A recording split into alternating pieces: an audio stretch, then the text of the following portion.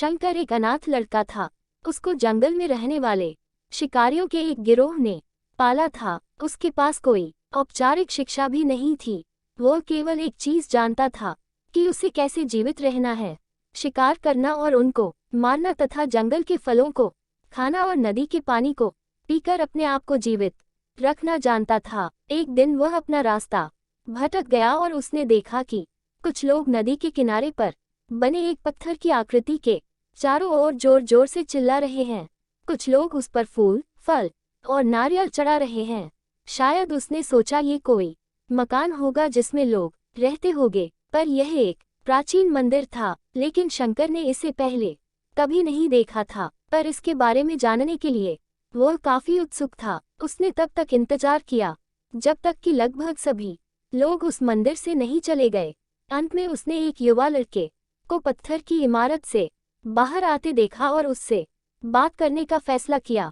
और शंकर ने उससे अपने मन में आए कई सवाल पूछे। उसका पहला प्रश्न था, इस इमारत को क्या कहा जाता है? लोग अपने साथ क्या लाते हैं? फिर उन चीजों को अंदर वाली इमारत में क्यों छोड़कर वापस आ जाते हैं? चीजों को अपने साथ लाना और उन्हें अंदर छोड़कर वापस चले जाने पर वह लड़का शंकर की अज्ञानता व मासूमियत पर बहुत ही हैरान था और उसके सवालों से चकित भी था। पर यह वह नहीं जानता था कि वह पास के जंगल में रहता है और शिकार करके ही अपना जीवन यापन करता है। लेकिन फिर भी उसने उसके सवालों के जवाब देने की पूरी कोशिश की। उसने शंकर को बताया, ये भगवान शिव का मंदिर है।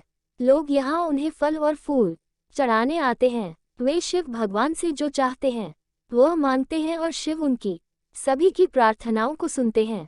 ये सुनकर शंकर तुरंत मंदिर जाना चाहता था। लड़के ने उसे अंदर का रास्ता दिखाया और शिवलिंग के बारे में बताया। शंकर ने मासूमियत से लड़के से पूछा, ये शिवलिंग क्या चीज है और हमें क्या देता है?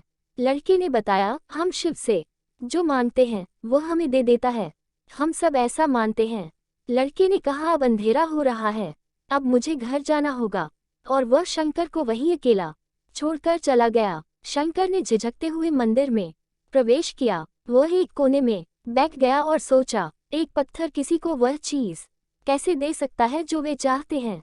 इसलिए उसने इसका परीक्षण करने का फैसला किया और उसने पत्थर की प्रतिमा से कहा, हे शिव, कृपया मुझे पर्याप्त शिकार करने दे ताकि मैं भूखा न रहूं। मेरे पास आपको चढ़ाने के लिए कोई फल या फूल नहीं है, लेकिन यदि आप मुझे शिकार देते हैं तो मैं उसे आपके साथ साझा करूंगा। मैं वादा करता हूं कि मैं आपको धोखा नहीं दूंगा। उसने घोषणा की। अगली सुबह शंकर शिकार करने गया। उसने पूरे दिन शिकार की तलाश की, लेकिन उसे कोई शिकार नहीं मिला।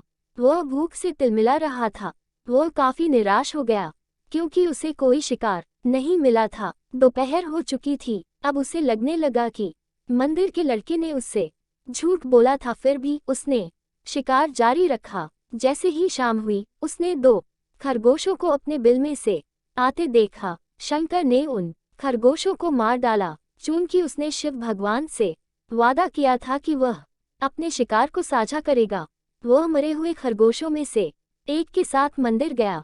देर हो चुकी थी और मंदिर सुनसान था। शंकर ने मंदिर में प्रवेश किया और जोर से कहा, कृपया आओ और अपना हिस्सा ले लो प्रभु, आपके लिए मैं लाया हूँ। वह वहां बैठ गया और अंधेरा होने तक प्रतीक्षा करने लगा, लेकिन भगवान प्रकट नहीं हुए। शंकर को भूख और नींद आने लगी और उसने खरगोश को मंदिर में छोड़ने का फैसला किया। अगली सुबह जब लोग मंदिर पहुंचे तो उन्हें शिवलिंग के सामने मरा हुआ खरगोश मिला। भक्त बहुत परेशान थे। ये यहाँ कौन लाया है? उसने हमारे मंदिर को अपवित्र करने की हिम्मत कैसे की? उन्होंने खरगोश को बाहर फेंक दिया। अगले दिन शंकर अपनी भूख मिटाने के लिए जंगल में शिकार करने गया, लेकिन इस बार उसकी किस्मत अच्छी नहीं थी और उसे शिकार भी नहीं मिला। उसने सोचा, आज रात को मंदिर जाना चाहिए और शिव से पूछना चाहिए कि उनको खरगोश का भोजन कैसा लगा। शंकर ये पूछने के लिए मंदिर गया। जब वह मंदिर पहुंचा तो उसके आश्चर्य का कोई ठिकाना न रहा। उस रात मंदिर में लोगों की काफी भीड़ थी। शिवरात्रि की रात थी, लेकिन अबोध शिकारी लड़के को इस बारे में कुछ भी नहीं पता था। शंकर ने चारों ओर देखा और उस युवा लड़के को देखा जिसने उसको मंदिर के अंदर शिव से प्रार्थना करने के लिए कहा था। चूंकि उसे इतने सारे लोगों के आसपास रहने की आदत नहीं थी, उसने वहीं रुकने का फैसला किया और पास के एक बेल के पेड़ पर चढ़ गया। यह एक लंबा इंतजार था और समय बिताने के लिए उसने पेड़ से पत्ते तोड़कर जमीन पर फेंकना शुरू कर दिया।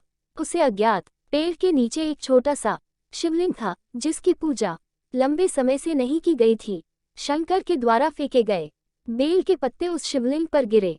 शंकर भजनों से मंत्रमुग्ध हो गया और धीरे धीरे साथ गाना और पंचाक्षरी मंत्र का जाप करना शुरू कर दिया। रात भोर में बदल गई और सभी भक्त मंदिर से चले गए।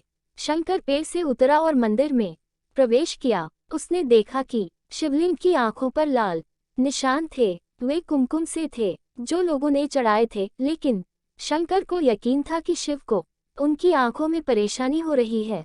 उसने शिव की खेदजनक स्थिति के रूप में जो कुछ भी महसूस किया उसके लिए उसे बहुत दुख हुआ। वह उनकी मदद करना चाहता था।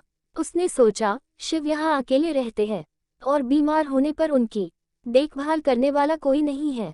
जब तक भक्त उनसे मिलने नहीं आते उन्हें भोजन भी नहीं मिलता। शंकर ने एक रात पहले भक्तों को शिवलिंग पर जल चढ़ाते देखा था। प्रभु को ठंड लग रही होगी, शायद वह कांप रहे हैं। उसने सोचा, आखिरकार वह केवल पत्तियों से ढके हुए हैं। तो उसने शिव से पूछा, मेरे स्वामी, मैं आपकी क्या मदद कर सकता हूँ? शायद कुछ खाना या दवा। मैं आपकी सेवा कैसे कर सकता हूँ? शिव ने उसे कोई उत्तर नहीं दिया। शंकर ने सोचा, भगवान वास्तव में बहुत बीमार है क्योंकि वह अब उत्तर देने में भी असमर्थ हैं। वह तुरंत जंगल में गया, कुछ औषधीय जड़ी बूटियों को लाया और लाल निशान पर उनका लेप लगाया, लेकिन कुछ नहीं हुआ। उसने कहा, लगता है कि यह अंधे हो गए हैं। मुझे प्रभु को अपनी एक आंख देनी चाहिए ताकि वह ठीक हो जाए। ये निश्चित रूप से उन्हें खुश कर देगा। उसका दिल पवित्र था और उसने वहां शिव के हाथ में रखे त्रिशूल को उठाया और त्रिशूल को अपनी दाहिनी आंख की ओर ले गया और अपनी आंख को निकालने का प्रयत्न किया। शंकर अनपढ़ था, उसे मंत्रों या पूजा के उचित तरीकों का कोई ज्ञान नहीं था, लेकिन उसकी भक्ति की कोई सीमा नहीं थी। जैसे ही वह अपनी आंख निकालने वाला था, शिव अपनी पत्नी पार्वती के साथ प्रकट हुए। उन्होंने पार्वती से कहा, इस भक्त शंकर ने अनजाने में शिवरात्रि पर उपवास किया, बेल के पत्तों से मेरी पूजा की और साबित किया कि उनका दिल बेदाग है। मैं अपने इस भक्त पर काफी प्रसन्न हूँ। शिव भगवान ने शंकर से कहा, तुमने मुझे अपनी मासूमियत के कारण जीत लिया है। प्रभु ने मुस्कुराते हुए कहा, लोग मुझसे हर समय वादे करते हैं, लेकिन जैसे ही उन्हें वो मिल जाए जो उन्हें चाहिए वो उनको भूल जाते हैं। दूसरी ओर तुमने मेरे साथ एक सच्चे इंसान की तरह व्यवहार किया और यह वास्तव में बहुत दुर्लभ है। अब से तुम मेरे इस संसार में सबसे बड़े भक्त माने जाओगे और तुम्हारा नाम मेरे साथ सदा जुड़ा रहेगा। तुम कई सदियों तक जीवित रहोगे। इस बात को कहकर भगवान शिव व मां पार्वती अंतर्ध्यान हो गए। तभी से लोग शिव के साथ शंकर भी लगाने लगे। बोलिए शिव शंकर भगवान की जय। यदि आप सभी को कहानी पसंद आए तो वीडियो को लाइक, शेयर और चैनल को सब्सक्राइब करना मत भूलना। धन्यवाद।